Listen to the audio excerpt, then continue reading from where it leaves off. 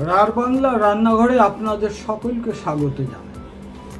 আগামী পরশুদিন নববর্ষ, তাই নববর্ষের প্রাক্কালে আপনাদের জন্য আমি একটি বিশেষ রেসিপি উপহার দিতে চলেছি, যেটি বাড়িতে বসে চম্পারণ মটনের স্বাদ গ্রহণ করে। চম্পারণ মটন মূলত মাটির হাঁড়ি এবং কাঠকয়লাতেই হয়ে থাকে, কিন্তু আজকে আমি বানাবো গ্যাস ওভেনে এবং প্রেসার কুকারের সাহায্যে। চম্পারণ মটন বানাতে গেলে প্রথম যেটি লাগবে, ফ্যাটযুক্ত 1 কিলো মটন। প্রথমেই যেটা আমি করব, যে পেঁয়াজ এর সঙ্গে দেওয়া হবে।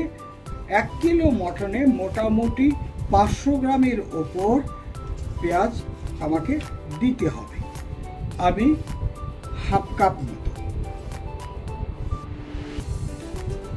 2 কাপ তেলকে, সর্ষের তেলকে জ্বালিয়ে নেবেন। জ্বালিয়ে নেওয়ার পর 1 কাপ তেল আপনি এখানে মিশিয়ে দিলেন। তারপর দেওয়া হবে গোটা গরম মশলা। এইবার দেব আমি মিট মশলা 2 চামচ। এইবার হলুদ দেব 2 চামচ। এইবার ঝাল লঙ্কা এবং কাশ্মীরি লঙ্কা 1 চামচ করে। জিরে গুঁড়ো এবং ধনে গুঁড়ো সেটাও 1 চামচ করে। পরবর্তী ক্ষেত্রে আদা দেওয়া হবে 2 চামচ। আর দেওয়া হবে রসুন বাটা 2 চামচই এখানে ব্যবহার করছি। কাঁচা লঙ্কা থেঁতে নিয়েছি, থেতলো করে নেওয়া হয়েছে। চম্পারণে বানাতে গেলে আমাদের দরকার হয় রসুন, তাই রসুনের এই আগা আর এটা ভালো করে ধুয়ে নেবেন, যাতে মশলা পুরো ঢুকে যায়। এইবার দেওয়া হবে স্বাদ অনুসার লবণ। এটি আমি 4 চামচ দিলাম, ছোট চামচে। এখন যেটা করব, আমি এই সমস্ত ইনগ্রেডিয়েন্টকে খুব ভালো করে মিক্সিং করতে হবে। মিক্সিং করার পরে তারপর আমি প্রেসার কুকারে দেব। এখন সেকেন্ড স্টেপ, ম্যারিনেট পুরো করে নেওয়া হয়েছে, খুব ভালো করে মিক্সিং করে নিয়েছি।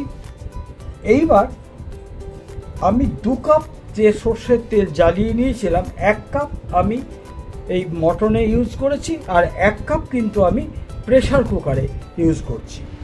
এখন ফোড়নের জন্যে নেওয়া হচ্ছে গোটা জিরে আর গোটা লঙ্কা ও তেজপাতা।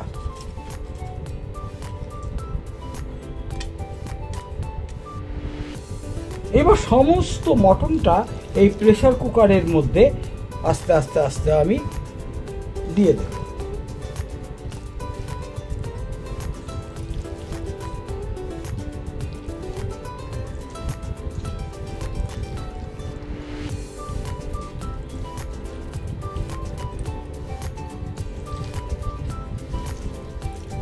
প্রেসার কুকারে যদি চম্পারণ মটন যখন তৈরি করবেন, তখন সবসময় স্টিলের প্রেসার কুকার ইউজ করবেন।